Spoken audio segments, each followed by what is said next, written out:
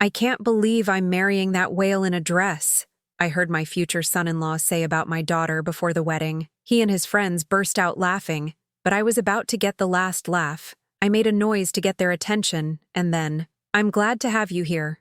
Follow my story until the end and comment the city you're watching from, so I can see how far my story has reached."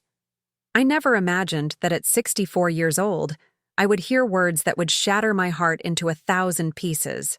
Words that would make me question everything I thought I knew about the man my daughter was about to marry. It was a Tuesday afternoon, just 3 days before Briella's wedding.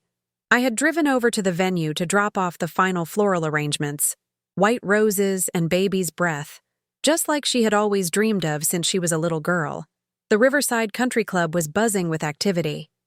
Staff members were setting up chairs, adjusting lighting, and transforming the elegant ballroom into what should have been the most beautiful day of my daughter's life.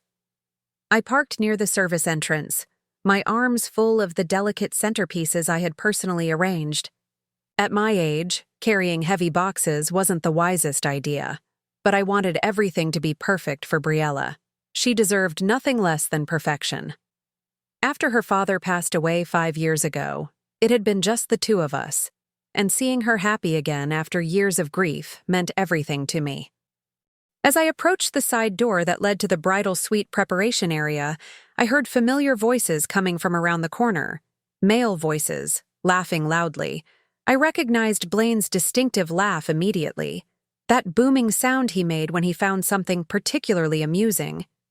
I was about to call out to him when I heard my daughter's name. "I can't believe I'm marrying that whale in a dress," Blaine's voice carried clearly through the afternoon air. The words hit me like a physical blow.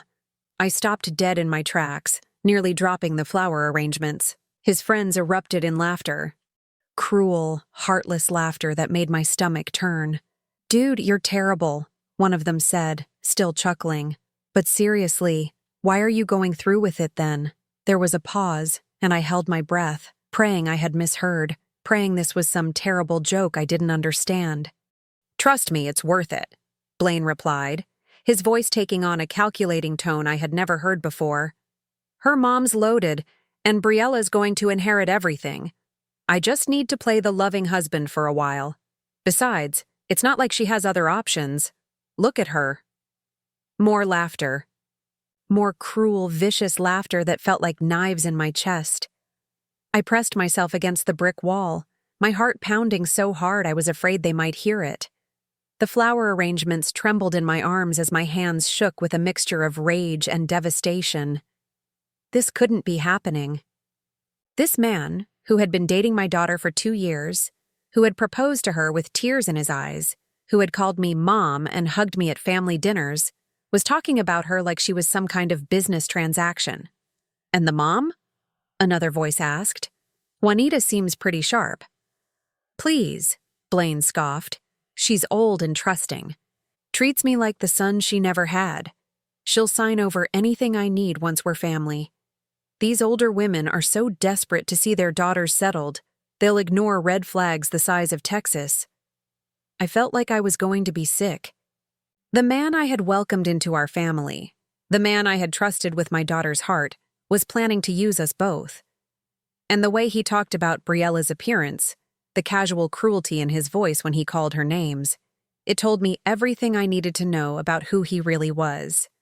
"You're a piece of work, Blaine," one of his friends said. "But hey, if she's happy living in denial about what she looks like, and you get a comfortable life out of it, why not?" Exactly. And it's not like I'll have to pretend forever. Once I get what I need, well, divorces happen all the time. Poor Briella will be so heartbroken, but these things just don't work out sometimes. The casual way he said it, like he was discussing the weather, made my blood run cold. This wasn't just about money or convenience. This was calculated emotional abuse. He was planning to destroy my daughter's life, to take her money, her self-esteem, her trust, and then throw her away like garbage. I thought about Briella at home, probably trying on her wedding dress one more time, calling her cousin to finalize the seating arrangements, glowing with happiness because she thought she had found her soulmate. She had been so insecure about her weight since high school. always believing she wasn't pretty enough or thin enough. When Blaine came along and seemed to love her unconditionally, it had been like watching my daughter come back to life. But it was all a lie. Every "I love you," every tender moment, every promise he had made, all of it was part of an elaborate con game. I forced myself to stay calm, to think clearly despite the rage building inside me. I needed to process this information to figure out what to do next. But as I stood there, listening to them continue their conversation about golf plans and bachelor party details as if they hadn't just revealed the most heartbreaking truth, I realized something else. I had been blind. Completely, foolishly blind. Looking back, there had been signs.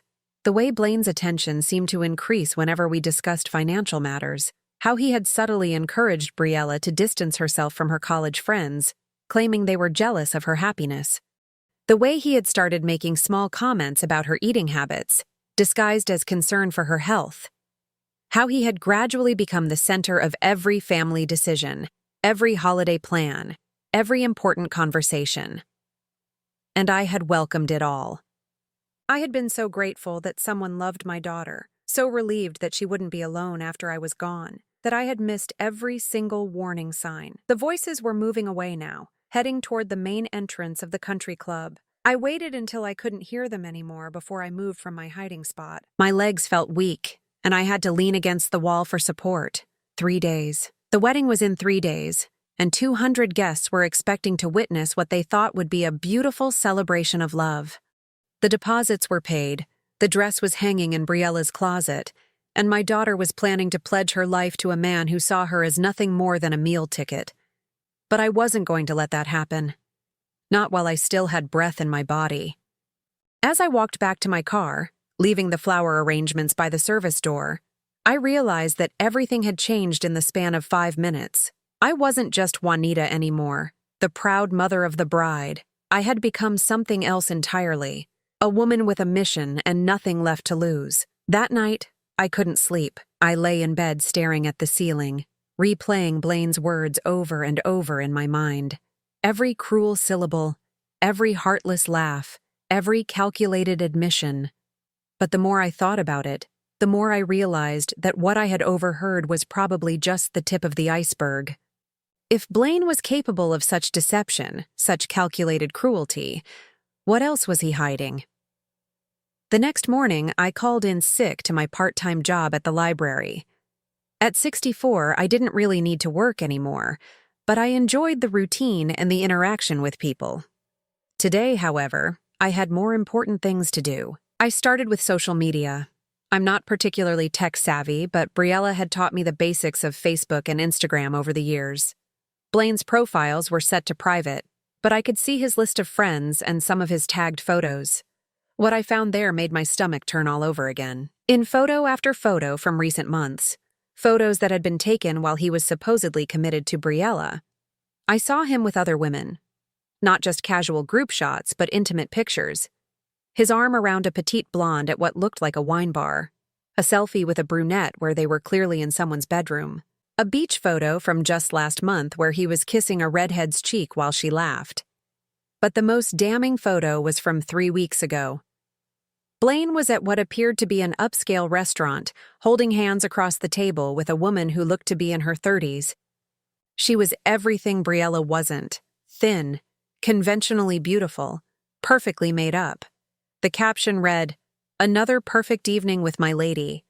My hands shook as I screenshot the image.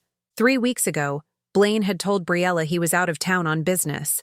He had called her every night, telling her how much he missed her, how he couldn't wait to get home to his beautiful fiancé. I spent the next several hours digging deeper into his online presence. I found his LinkedIn profile, which revealed some interesting discrepancies.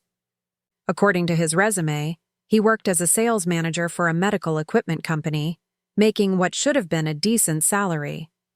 But when I cross-referenced the company information, I discovered that the business had been sold and most of its employees laid off 6 months ago. So what was Blaine doing for work? How was he affording his expensive apartment, his designer clothes, his luxury car? I decided to drive by his apartment complex. The Windsor Heights was one of the most expensive residential buildings in our city, with rent starting at $3,000 a month for a one-bedroom unit. The parking garage was full of luxury vehicles: BMWs, Mercedes, Audis. Blaine's silver Lexus was parked in space number 47. I sat in my car for nearly an hour, watching the building. Just as I was about to leave, I saw something that made my blood run cold. Blaine emerged from the elevator with the same brunette from the bedroom selfie I had seen earlier. She was wearing workout clothes and carrying a gym bag, and they were laughing together like lovers. But that wasn't the worst part. The worst part was that she had keys. She used them to open the mailbox, then handed Blaine a stack of mail before they walked out together, his hand on the small of her back in a gesture of intimate familiarity.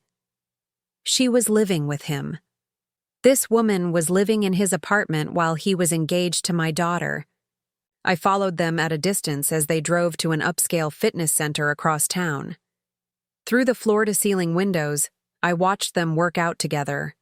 They spotted each other during weightlifting, shared water bottles, and at one point, he kissed her forehead when she completed a difficult exercise. This wasn't just cheating. This was a completely separate life. I waited in the parking lot until they finished their workout, then followed them to a coffee shop. From my car, I watched them sit at a corner table, holding hands and talking animatedly. At one point, the woman pulled out her phone and showed Blaine something that made him laugh so hard he nearly spit out his drink. My daughter was at home, probably addressing thank you cards for wedding gifts, while her fiancé was living with another woman. But I needed more than photos and observations. I needed proof that would be impossible to deny or explain away. The next morning, I did something I never thought I would do in my entire life. I hired a private investigator. Marcus Coleman had been recommended by a neighbor whose husband had cheated on her years earlier. He was a former police detective, now in his 50s, with kind eyes and a straightforward manner that put me at ease despite the awful circumstances. "Mrs. Rodriguez," he said as we sat in his modest office, "I have to ask, are you prepared for what we might find? Sometimes the truth is worse than what we initially suspect." I thought about Briella, about the way her face lit up whenever she talked about her future with Blaine, about how she had finally started to believe she deserved love and happiness. "I need to know everything," I told him. "My daughter's life depends on it." Marcus nodded and opened a new file. "I'll need a retainer of $1,000 to get started. Given what you've told me so far, I suspect this won't take long to unravel." 3 days later, Marcus called me with a preliminary report. What he had discovered was even worse than I had imagined. The woman living with Blaine was named Sandra Mitchell, and she wasn't just his girlfriend. She was his common-law wife. They had been together for 4 years and had been living together for the past 2 years. More shocking still, Sandra thought she was his only partner. Blaine had told her that he worked as a traveling consultant, which explained his frequent absences. But the investigation revealed even more disturbing details. Marcus had found evidence of at least 3 other women Blaine was involved with simultaneously. He was essentially running a sophisticated con game, maintaining multiple relationships with women who believed they were his only romantic partner. "He's got a system," Marcus explained during our meeting. "He targets women who are financially stable but emotionally vulnerable. He studies their schedules, their insecurities, their social circles. Then he creates a persona that's exactly what each woman thinks she needs." My head was spinning. "You mean he's done this before?" "Oh yes, I found records going back 7 years. He was briefly married to a woman in Phoenix who filed for divorce after discovering he had cleaned out her savings account. There was another woman in Denver who lost her house because she co-signed on loans for him. Always the same pattern. He finds women with money and low self-esteem, love bombs them into trusting him, then systematically drains their resources. I felt like I was going to be sick. And Sandra, does she know? No, she's completely in the dark. From what I can tell, she thinks she's in a committed, monogamous relationship. She works as a nurse and makes good money, which he's been using to fund his lifestyle and support his other relationships. The room seemed to be spinning. This wasn't just about protecting Briella from a bad marriage. This was about stopping a predator who was destroying multiple women's lives simultaneously. "There's one more thing," Marcus said, his expression growing even more serious. "I think he knows that you're suspicious." My blood turned to ice. "What do you mean?" "I had him under surveillance yesterday, and he received a phone call that seemed to upset him. Afterward, he drove by your house twice, slowly, like he was checking to see if you were home." The room went silent except for the sound of my own heartbeat pounding in my ears. Blaine knew.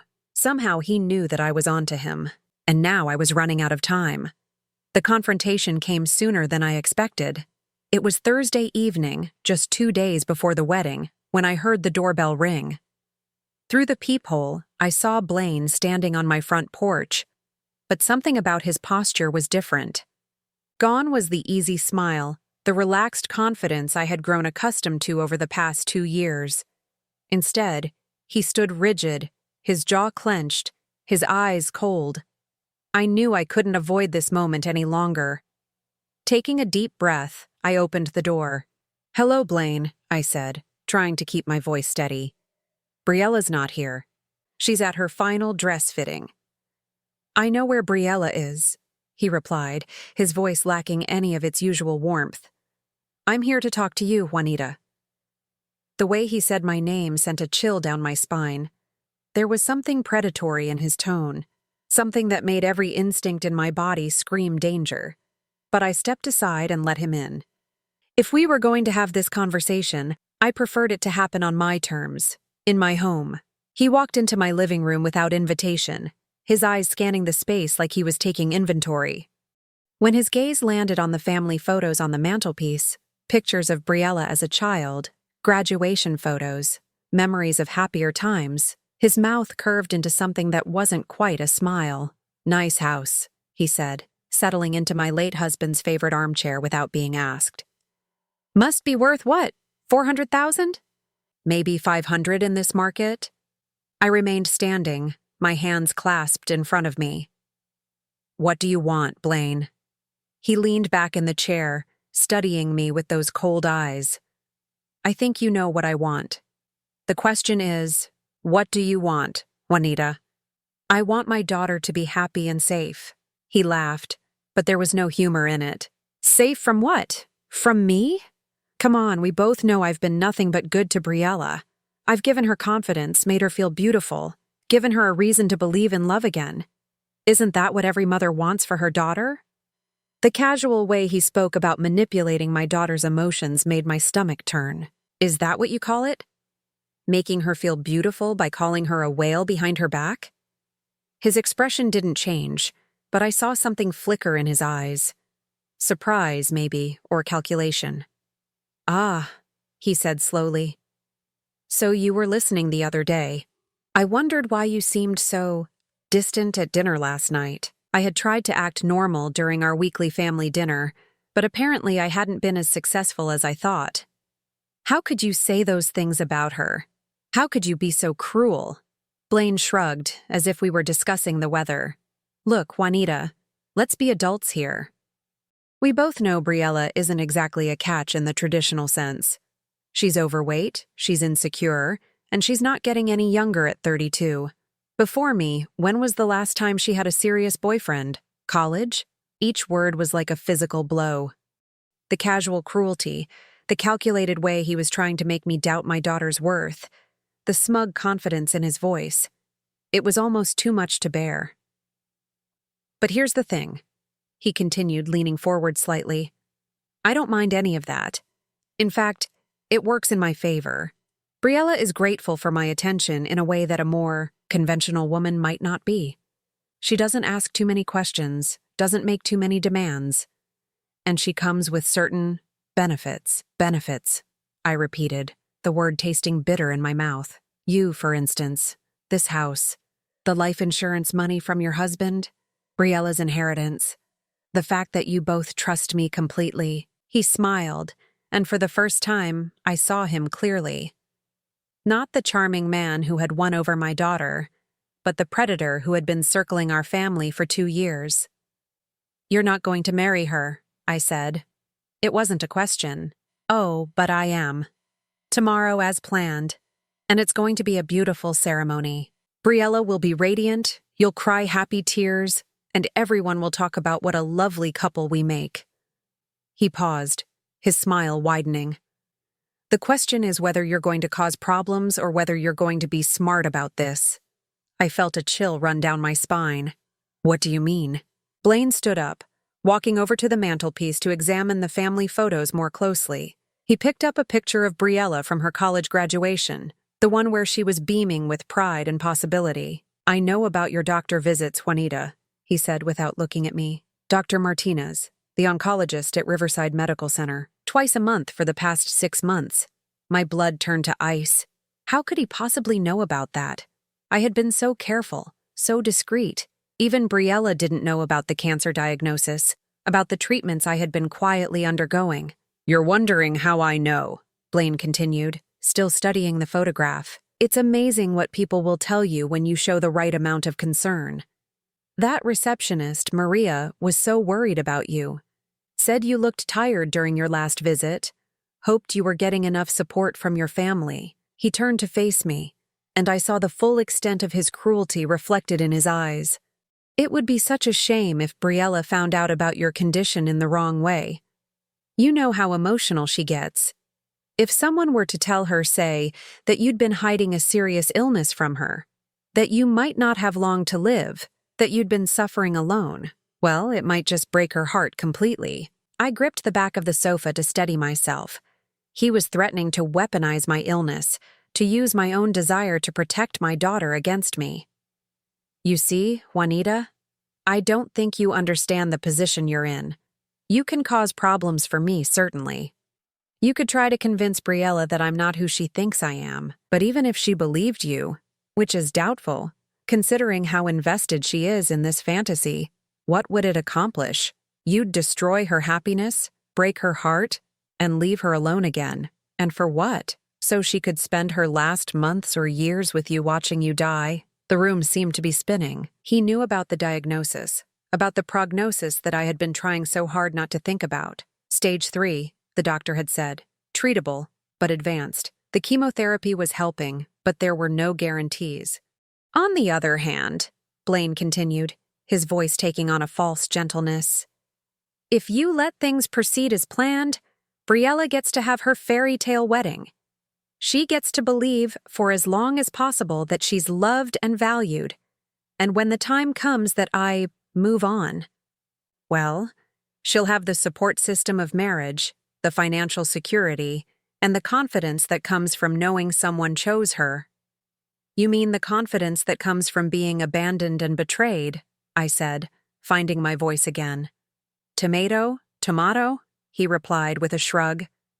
The point is, you get to die knowing your daughter had some happiness, even if it was temporary. Isn't that better than dying knowing you destroyed her last chance at love? I stared at him, realizing that he had thought this through completely. He had researched my medical condition, identified my greatest vulnerability, and crafted his threat accordingly. This wasn't the desperate move of someone who had been caught off guard. This was the calculated manipulation of a practiced predator. And if I refuse? I asked. His smile turned cold. Then I tell Briella everything.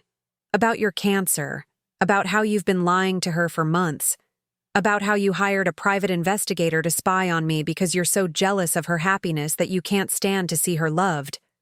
I paint you as a bitter, controlling mother who would rather see her daughter alone and miserable than married to someone she disapproves of. The cruel brilliance of it took my breath away. He would turn my love for Briella into a weapon against her, make my attempts to protect her look like selfish manipulation. She'll never forgive you, he continued, and she'll marry me anyway, but now she'll be completely dependent on me because she'll have no one else. No mother, no family support, no one to turn to when things get difficult. I realized in that moment that I was looking at pure evil, not the dramatic, obvious kind you see in movies, but the quiet, insidious evil that destroys lives from within. Blaine had studied us both, identified our weaknesses, and crafted a trap that seemed impossible to escape.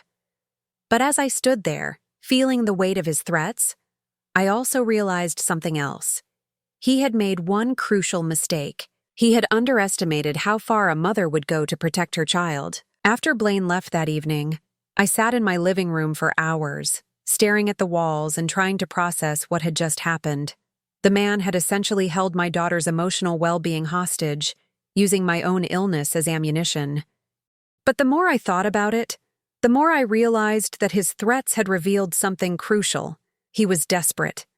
If Blaine truly had all the power he claimed to have, if his position was as secure as he pretended, he wouldn't have needed to threaten me at all. The fact that he had shown his hand so completely meant that he saw me as a real threat to his plans. That gave me hope, but it also made me understand how dangerous the situation had become. The next morning, Friday, the day before the wedding, I watched from my kitchen window as Blaine's car pulled into my driveway again. But this time, he wasn't alone. Through the passenger window, I could see Briella's profile, and my heart sank. He was bringing her into this somehow. I opened the door before they could ring the bell. Briella practically bounced up the front steps, her face glowing with excitement despite the stress of last-minute wedding preparations. "Mom," as she said, wrapping me in a tight hug. Blaine thought it would be nice if we had breakfast together before the rehearsal dinner tonight. You know, one last meal as just our little family before everything changes tomorrow. I looked over her shoulder at Blaine, who was watching me with those calculating eyes. He smiled and nodded, but I could see the threat beneath his pleasant expression. "That sounds lovely, sweetheart," I managed to say, stepping aside to let them in.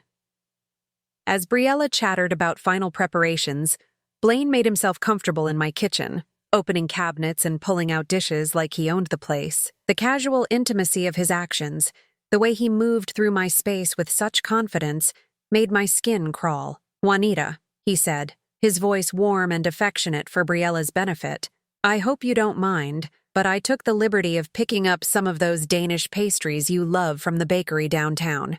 I know how much you enjoy them with your morning coffee." It was a small thing, but it demonstrated how thoroughly he had studied our family dynamics. He knew my preferences, my routines, my habits. Information he could use to manipulate or, if necessary, to hurt. While I made coffee, I listened to Briella talk about the final details. The flowers had been delivered, the band had confirmed their setup time, and her cousin had arrived from out of state to serve as maid of honor. Everything was falling into place for what should have been the happiest day of her life. "Mom, you seem quiet this morning," Briella said, reaching across the table to squeeze my hand. "Are you feeling okay? You've seemed a little off this week." Before I could answer, Blaine jumped in smoothly. "Your mother's probably just emotional about tomorrow. It's a big day, watching your little girl get married. Right, Juanita?" The way he said it, with just the slightest emphasis on certain words, reminded me of his threats from the night before. He was letting me know that he could control this narrative, that he could interpret my every emotion and reaction for Briella's benefit. "Yes," I said carefully. "It's just overwhelming, thinking about how much everything is changing." Briella's expression softened with understanding. "Oh, Mom, I know this must be hard for you, especially since Dad isn't here to walk me down the aisle. But you know what? In some ways, this feels right. You're the one who raised me, who supported me through everything. Having you give me away tomorrow feels perfect." My throat tightened with emotion. The idea that I would be the one to literally hand my daughter over to this monster, to participate in the ceremony that would give him legal and emotional control over her life, was almost unbearable. "Actually," Blaine said, his voice taking on a tone of gentle concern, "speaking of family and changes, there's something I've been meaning to discuss with both of you." I felt my blood turn cold. What was he planning now? "Briella, sweetheart, I know how close you and your mother are, and I would never want to change that. But I've been thinking about our future together, about starting our own traditions and our own family unit. After we get back from our honeymoon, I'd love for us to have some time to really focus on each other, to build our foundation as a married couple." Briella nodded, clearly not understanding where this was leading. "So I was thinking," Blaine continued, reaching across to take her hand, "maybe we could establish some boundaries around family time. Nothing dramatic, just healthy limits that will help us prioritize our marriage. Maybe family dinners once a month instead of every week, holiday visits that are planned in advance rather than spontaneous drop-ins, that sort of thing. I saw exactly what he was doing. Under the guise of normal newlywed boundary setting, he was beginning the process of isolating Briella from me, and he was doing it so skillfully that she was nodding along, probably thinking about how mature and thoughtful her husband-to-be was being. "That makes sense," Briella said. "I mean, we'll need to learn how to be a family together, right? And Mom, you'll probably want some space too to adjust to having more time to yourself." The casual way she accepted his manipulation broke my heart. She had no idea that this was the beginning of a systematic campaign to cut her off from everyone who truly cared about her. But Blaine wasn't finished. "And, Juanita, I hope you'll understand that sometimes Briella and I might need to make decisions without consulting the extended family. Financial decisions, career choices, that sort of thing. Nothing personal. Just part of growing up and becoming independent." There it was. He was laying the groundwork to control every aspect of Briella's life, including her access to the inheritance and property that he was ultimately after. And he was doing it so smoothly that she was probably going to thank him for helping her become more mature and self-sufficient. "Of course," I said, forcing myself to smile. "I want nothing more than for you both to be happy and independent." Blaine's smile was triumphant. "I knew you'd understand. You've raised such a wonderful, reasonable daughter. She gets that from you." As they prepared to leave for their respective pre-wedding errands, Blaine hung back for a moment while Briella used the bathroom. "I hope you enjoyed our little breakfast," he said quietly, his voice just loud enough for me to hear. I thought it was important for Briella to hear us discussing boundaries before the wedding. Sets the right tone, don't you think? I looked at him, this man who was systematically destroying my daughter's support system right in front of her eyes, and I realized that his cruelty knew no bounds. He wasn't just planning to use Briella financially and then abandon her. He was planning to isolate her completely first, to make sure she had nowhere to turn when he finally showed his true colors. "You're making a mistake," I said quietly. His eyebrows rose. "Am I? Because from where I'm standing, everything is going exactly according to plan. Tomorrow, Briella becomes my wife. Within a few months, she'll be used to having limited contact with you. Within a year, she'll be so dependent on me that she won't even remember what it felt like to make her own decisions. And then what? You just disappear with whatever money you can get?" Blaine shrugged. "Maybe. Or maybe I stick around longer if the situation proves profitable enough. Either way, Briella will be completely under my control, and there won't be anything you can do about it." He paused, his expression growing more serious. "And just to be clear, Juanita, if you try anything tomorrow, anything at all that disrupts my wedding, I will make sure Briella knows exactly how sick you really are and exactly how you've been lying to her. But I won't just tell her. I'll tell her in the cruelest way possible. I'll make sure she knows that while she was planning her wedding, while she was sharing her happiness with you, you were keeping a terminal diagnosis secret. I'll make her believe that you didn't trust her enough to share the most important thing happening in your life." The word terminal hit me like a physical blow. My oncologist had been optimistic about my prognosis, but Blaine was right that the cancer was serious, that the outcome was uncertain.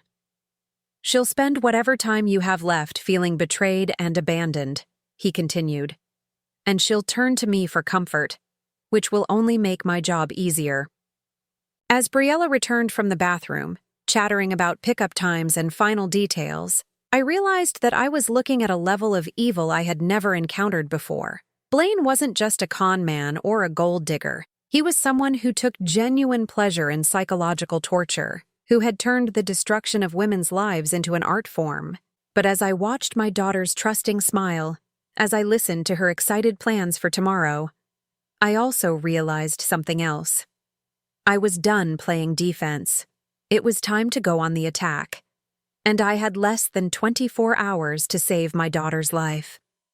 The rehearsal dinner was scheduled for 6 o'clock that evening at the Riverside Country Club. I had approximately 8 hours to put together a plan that would expose Blaine's true nature without destroying my daughter in the process. It seemed impossible, but I had to try. I started by calling Marcus, the private investigator. "I need everything you have on Blaine, and I need it today," I told him. "Photos, documents, witness statements, everything." "Mrs. Rodriguez, are you planning to confront him? Because I have to advise against that. Men like Blaine can become dangerous when they're cornered." "He's already dangerous," I replied. "And he's made it clear that he's not going to back down. The wedding is tomorrow, and after that it may be too late to save my daughter." There was a pause on the other end of the line. "All right, I'll compile everything and have it to you by 3 o'clock. But please, be careful. Document everything and consider having witnesses present for any confrontations." Next, I called Sandra Mitchell, the woman who was living with Blaine. It took me 3 attempts to reach her, and when she finally answered, she sounded confused and slightly suspicious. "Mrs. Rodriguez, I'm sorry, I don't think we've met." "We haven't," I said, "but we need to talk. It's about Blaine." There was a long silence. "What about Blaine?" "He's getting married tomorrow," I said simply. "To my daughter." I heard her sharp intake of breath, followed by what sounded like something being dropped. "That's impossible. Blaine and I are together.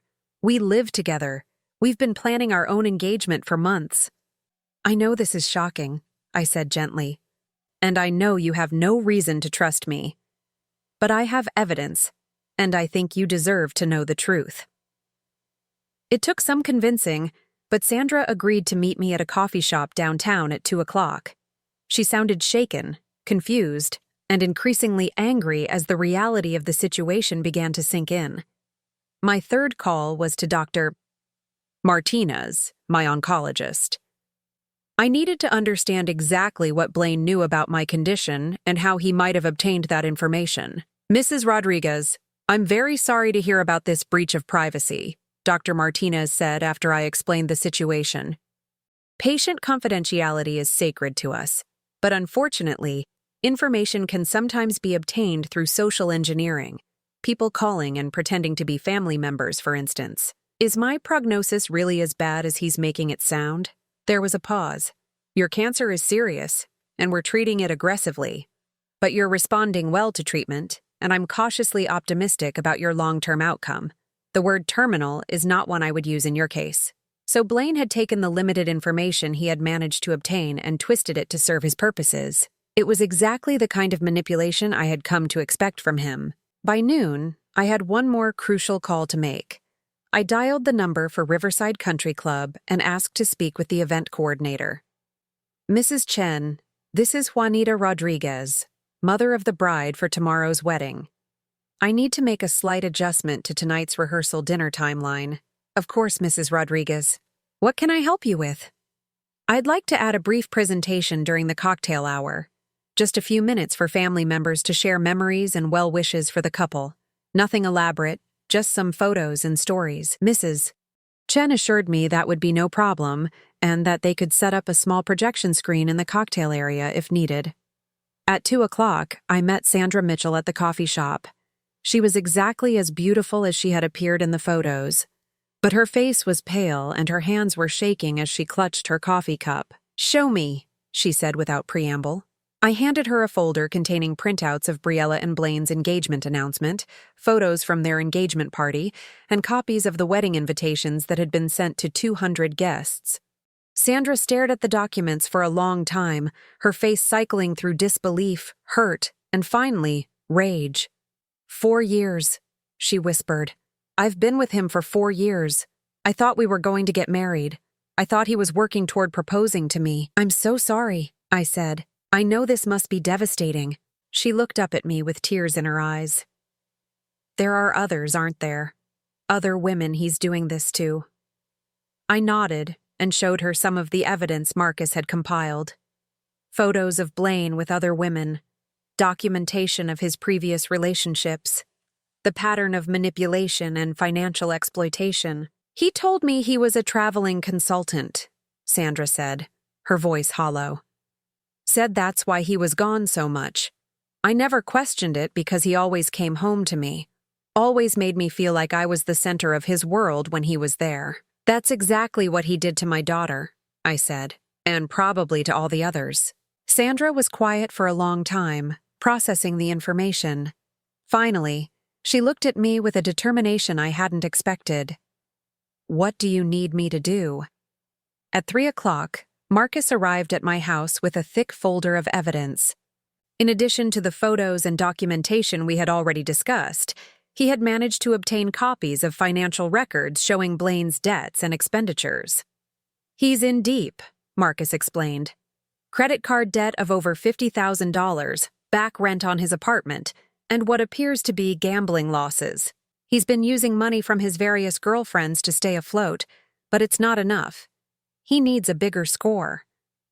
My daughter's inheritance, I said. Exactly. And based on these patterns, I'd guess he's planning to clean her out and disappear within 6 months to a year of the marriage. The evidence was overwhelming, but I still faced the challenge of presenting it in a way that would convince Briella without completely destroying her. My daughter was deeply invested in this relationship, emotionally and practically. She had already sent out invitations, taken time off work for the honeymoon, and told everyone in her life about her happiness. The humiliation of calling off the wedding at the last minute would be devastating, but not as devastating as the alternative. At 5:30, I arrived at the Riverside Country Club carrying a small bag containing printed photos, documents, and a laptop with additional evidence. Sandra had agreed to arrive at 6:15 during the cocktail hour, when most of the guests would be present. The cocktail area was beautifully decorated with white flowers and soft lighting. Briella looked radiant in a simple blue dress, greeting guests and accepting congratulations. Blaine worked the room with his usual charm, shaking hands with my relatives and making small talk with Briella's college friends. I watched him perform, saw how he made each person feel special and valued, how he adapted his personality to match what each guest seemed to want. It was a masterful display of manipulation, and it made me realize how completely he had fooled all of us. At 6:15, I saw Sandra enter the club. She had dressed simply but elegantly, and she moved through the room with purpose. I caught her eye and nodded toward the projection screen that had been set up in the corner. "Excuse me, everyone," I said, raising my voice to get the room's attention.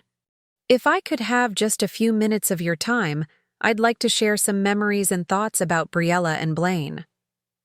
The guests gathered around, smiling and settling in for what they expected to be a heartwarming presentation.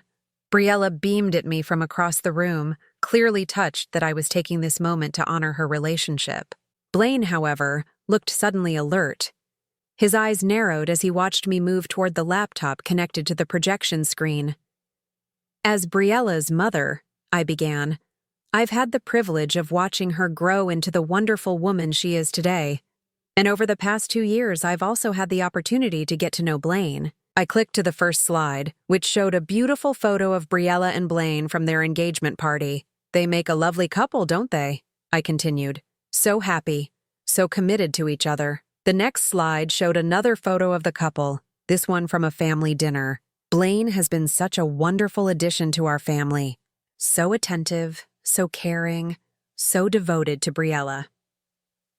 I could see Blaine beginning to relax slightly, probably thinking this was going to be a standard mother of the bride speech. Then I clicked to the next slide.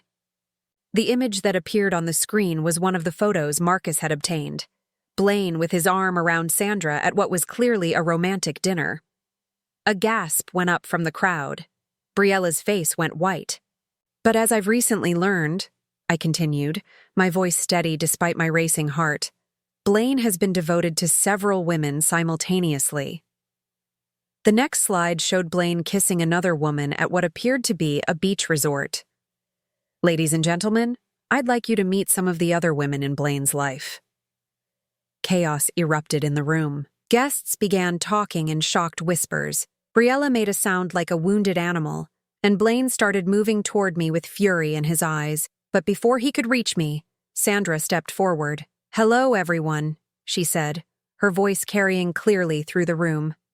"My name is Sandra Mitchell, and I've been living with Blaine for the past 2 years. Until this afternoon, I thought I was the only woman in his life. The room fell completely silent. The silence in the room was deafening.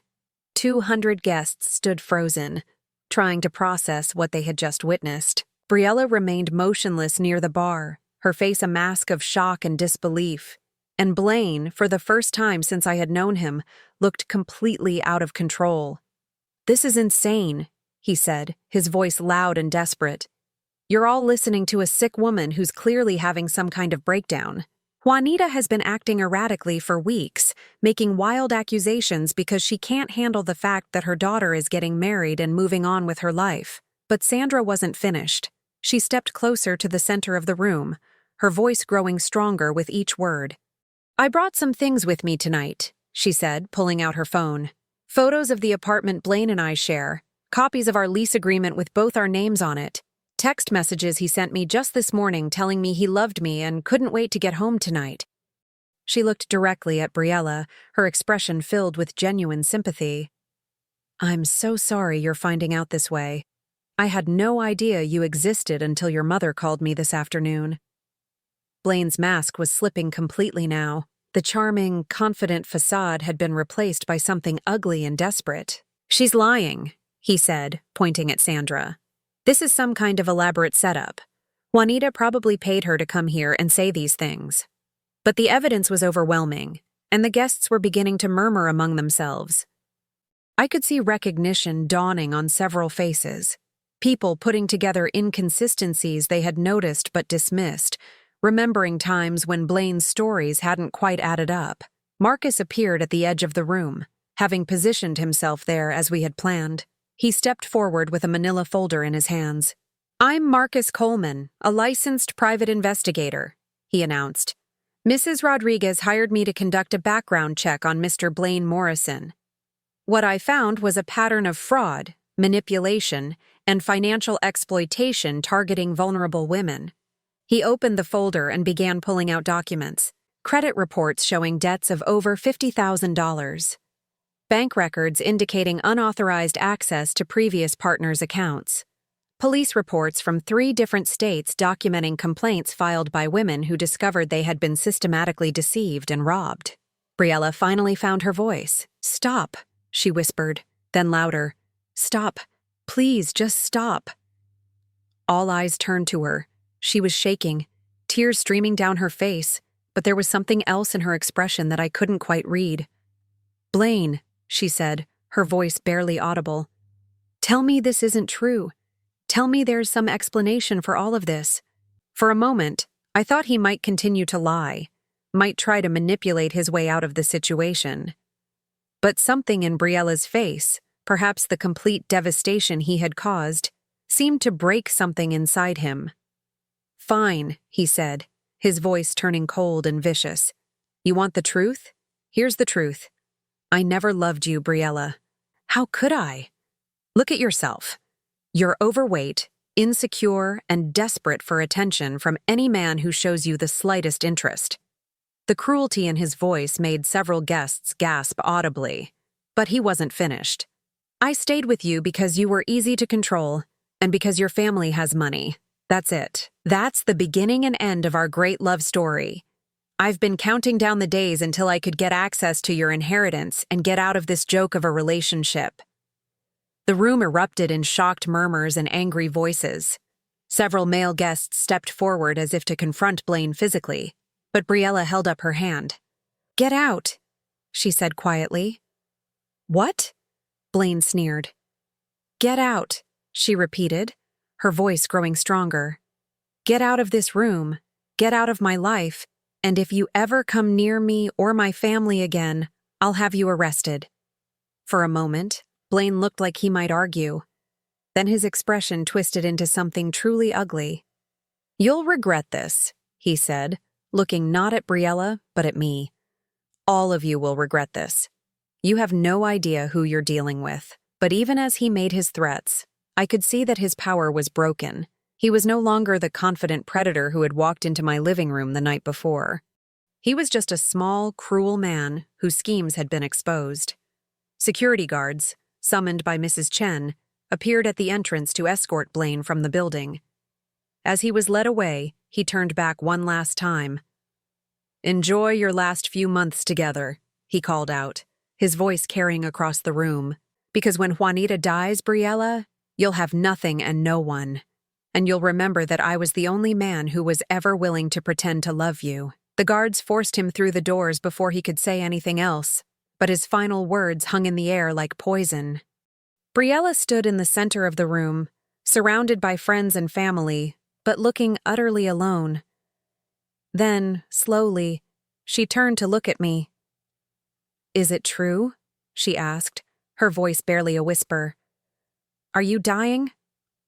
The room fell silent again. This was the moment I had been dreading, the conversation I had hoped to avoid until I had more answers, more hope to offer along with the diagnosis. But there was no hiding anymore, no more protecting her from difficult truths.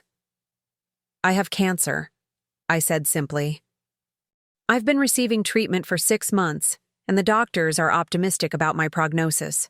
But yes, it's serious." Briella closed her eyes, her shoulders shaking with silent sobs. When she opened them again, there was pain there, but also something else. Relief, maybe, or resolution. "Why didn't you tell me?" she asked. I looked around the room at all the people watching us, at this moment that should have been private but had become unavoidably public. "Because I wanted to protect you," I said. "I wanted you to focus on your happiness, your future, your wedding. I didn't want my problems to overshadow your joy." Briella walked across the room toward me, and for a moment, I was afraid she might be angry, might feel as betrayed as Blaine had threatened she would. But when she reached me, she wrapped her arms around me and held me tight.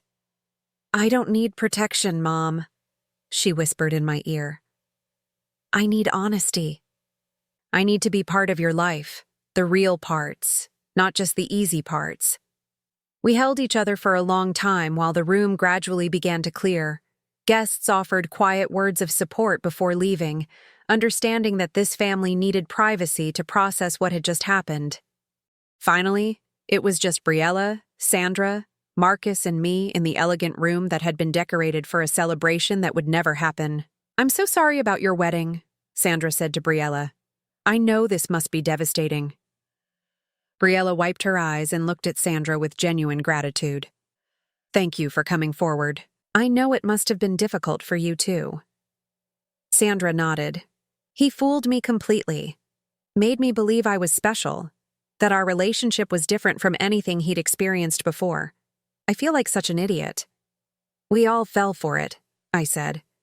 "He's clearly had a lot of practice." Marcus cleared his throat gently. "If you're interested in pursuing criminal charges, I have enough evidence to support fraud and identity theft charges. The other women he's victimized would likely be willing to testify as well." Briella considered this for a moment, then shook her head. "I just want him gone. I want to put this behind us and move forward." Over the following weeks, Briella and I began the process of rebuilding our relationship on a foundation of complete honesty. She came with me to my medical appointments, learned about my treatment plan, and became an active participant in my care, rather than someone I needed to protect from difficult realities. The wedding venue was paid for, the deposits were lost, and there were awkward conversations with relatives who had traveled from out of state. But none of that mattered compared to the relief of knowing that my daughter was safe. 3 months later, Briella had started therapy to work through the emotional manipulation she had endured. She was dating again, but slowly and carefully, with a much clearer understanding of her own worth and what she deserved in a relationship. My cancer treatment was progressing well, the tumors were shrinking, and Dr. Martinez was increasingly optimistic about my long-term prognosis. Having Briella's support and involvement made the entire process more bearable. One evening, as we sat together in my living room watching old photo albums, Briella looked up at me with a thoughtful expression. "Mom," she said, "do you think I would have figured it out eventually? About Blaine, I mean?" I considered the question carefully. "I think you're stronger and smarter than you give yourself credit for," I said. "But he was very good at what he did. He studied you, learned your vulnerabilities, and crafted his manipulation accordingly. It might have taken years for you to see through it." She nodded slowly. I keep thinking about what my life would have been like if you hadn't intervened, if I had married him.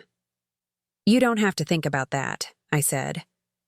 It didn't happen. But it almost did. And the scariest part is that I was so grateful for his attention, so convinced that I didn't deserve any better, that I probably would have stayed with him even if I had discovered some of the truth. We sat in comfortable silence for a while, processing the weight of what might have been. I'm going to be more careful in the future, Briella said finally. But I'm also going to be more confident, more willing to trust my own instincts and value my own worth. 6 months after the canceled wedding, I received a phone call from Marcus. Blaine had been arrested in another state for running a similar con on a wealthy widow. The evidence we had compiled, combined with testimony from his other victims, had helped build a strong case against him. He's looking at 5 to 10 years, Marcus told me, and there are civil suits pending that will likely bankrupt him completely. I felt a sense of justice, but more than that, I felt peace. The threat was over, my daughter was safe, and we had both emerged from the experience stronger and more honest with each other. 2 years later, I was officially in remission, and Briella was engaged to a man who truly valued and respected her. This time, the wedding planning process was completely different. Her fiancé, David, was patient and supportive, encouraging Briella to make decisions based on what she actually wanted rather than what she thought would please others. And most importantly, there were no secrets between us. No hidden diagnoses, no protected feelings, no manipulation disguised as love. As I watched Briella try on wedding dresses for her real wedding, I realized that sometimes the greatest gift you can give someone is the truth, even when it's painful. Even when it destroys their illusions and forces them to rebuild their life from scratch. Because a life built on truth, however difficult, is always stronger than one built on lies. Now I'm curious about you who listened to my story. What would you do if you were in my place? Have you ever been through something similar? Comment below. And meanwhile, I'm leaving on the final screen 2 other stories that are channel favorites, and they will definitely surprise you. Thank you for watching until here.